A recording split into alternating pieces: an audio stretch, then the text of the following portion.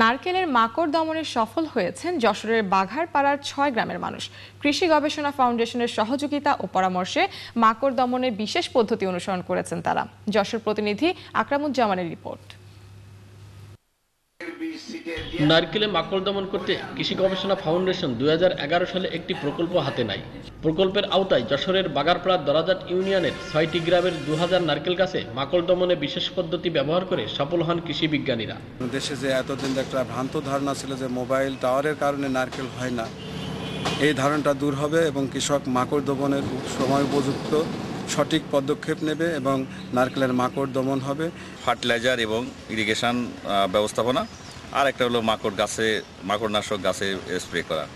এই দুইভাবে যদি দুইটা পদ্ধতিতে আমরা ব্যবস্থা নিই, তাহলে নারকেলের ১০০% নারকেল সুস্থ নারকেল পাওয়ার সম্ভব আছে।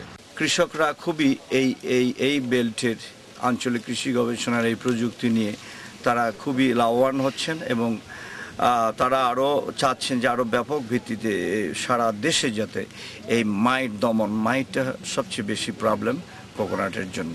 নারকেল চাষিরা জানান মাকড়নাশক ওষুধ প্রয়োগ করে সফল হয়েছেন তারা। কৃষকদের মাঝে প্রশিক্ষণ দিয়ে আমাদের নারকেলের প্রত্যেক মুচিগুলোকে বিশ্লেষণ করে নারকেলের কোটার মাস্ক প্রথমে এক ধরনের পোকা আক্রমণ করে, সেই শতলি ধরনের এক ধরনের পোকা, সেই পোকাকে আর কি ওই ওমাইট নামক এক ধরনের ওষুধ স্প্রে করে আমাদের নারকেলগুলো এখন প্রচুর নারকেল হচ্ছে। আমাদের মাকড় মুক্ত একটি নারকেল গাছ থেকে ১০০ থেকে ১৫০ নারকেল পান চাষি, আর মাকড় আক্রান্ত গাছে পান ২ থেকে ৪টি।